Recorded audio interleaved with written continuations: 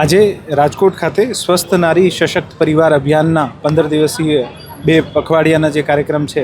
આ 2 અઠવાડિયાના કાર્યક્રમમાં માનનીય મંત્રી શ્રી મુલ્લુભાઈ બેરા અને માનનીય મંત્રી શ્રી ભાનુબેન બાબરિયા સાથે સાથે માનનીય મેયરશ્રી, જિલ્લા પંચાયતના પ્રમુખશ્રી,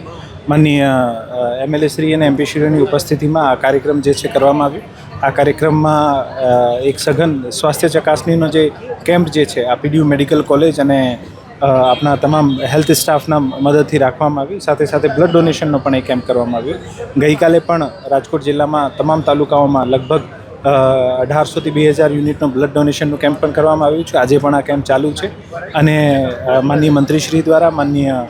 પદાધિકારીઓ દ્વારા પણ આ કાર્યક્રમની વિઝિટ કરવામાં આવી અને આપણે એક સંદેશ પણ આપવામાં આવ્યું છે કે આપણે જીવન સ્તરને કેવી રીતે ઇમ્પ્રૂવ કરી શકાય, જેમાં ડાયટનો અને સ્વાસ્થ્ય તપાસણીનો જે આસ્પેક્ટ છે આના ઉપર ભાર મૂકવામાં આવ્યો છે। હું ફરીથી તમામને આ સફળ આયોજન બદલ તમામ અધિકારી મિત્રોનો અને તમામ વિભાગોનો ખૂબ ખૂબ આભાર વ્યક્ત કરું છું। ગુજરાતના પનોતા પુત્ર, દેશના યશસ્વી પ્રધાનમંત્રી અને વૈશ્વિક નેતા કે જેમનો 27 કરતાં પણ વધુ રાષ્ટ્રોએ એમનું સર્વોચ્ચ બહુમાન જેમને આપ્યું છે એવા આપણા સૌના લોકપ્રિય પ્રધાનમંત્રી શ્રી નરેન્દ્ર મોદી સાહેબનો આજે જન્મદિવસ અને જન્મદિવસ નિમિત્તે પરમ કૃપાળુ સોમનાથ દાદા અને દ્વારકાધીશને પ્રાર્થના કરું કે જે રીતે નરેન્દ્રભાઈ મોદી સાહેબ પોતાનો એક એક ક્ષણ, પોતાનો એક એક શ્વાસ આ રાષ્ટ્રને સમર્પિત કરી અને આ ભારત વિકસિત ભારત કેમ બને એનું સપનું સાકાર કરવા માટે જે પરિશ્રમ કરી રહ્યા છે, પરમ કૃપાળુ પરમાત્મા એમને દીર્ઘ આયુષ્ય આપે અને અવિરતપણે આવી જ રીતે જેમનું સપનું છે 2047માં વિકસિત ભારત બને એ સપનું પૂર્ણ કરવા માટે ભગવાન એને શક્તિ આપે એવી પ્રાર્થના કરું છું। અને આજે ઘણા બધા સમગ્ર દેશની અંદર, ગુજરાતની અંદર, રાજકોટની અંદર સેવાકીય સેવા પખવાડિયા દ્વારા અનેક વિવિધ જે કાંઈ યોજનાઓ છે, ગરીબો માટેની યોજનાઓ છે, મહિલાઓના સશક્તિકરણ માટેના સ્વાસ્થ્ય માટેની યોજનાઓ છે,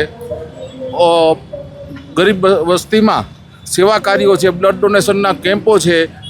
અનેક મંદિરોમાં પણ એમના દીર્ઘાયુષ્ય માટે અને આરોગ્ય માટે અને ખૂબ એમને ભગવાન શક્તિ આપે કામ કરવાની એના માટે આજે પૂજા પાઠ, હોમ હવન, કારણ કે એ એક રાષ્ટ્ર પુરુષ છે, લોકનાયક છે અને આપણે ગુજરાતના લોકો ભાગ્યશાળી છીએ કે આ દેશને ગુજરાતે જ્યારે 1947માં આઝાદી મળી ત્યારે 2 મહાપુરુષો આપ્યા હતા, એક મહાત્મા ગાંધી અને એક સરદાર વલ્લભભાઈ પટેલ। ત્યારે આઝાદીના 78 વર્ષ પછી જ્યારે એક એવા રાષ્ટ્ર પુરુષ જ્યારે આ ગુજરાતે આ દેશને આપ્યા છે અને જે રીતે 11 વર્ષથી આ દેશની અંદર શાસન કર્યું છે, 12 વર્ષ ગુજરાતની અંદર મુખ્યમંત્રી તરીકે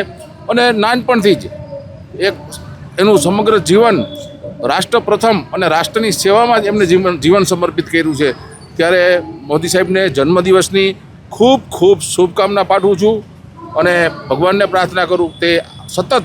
આ દેશને એમની સેવા મળતી રહે।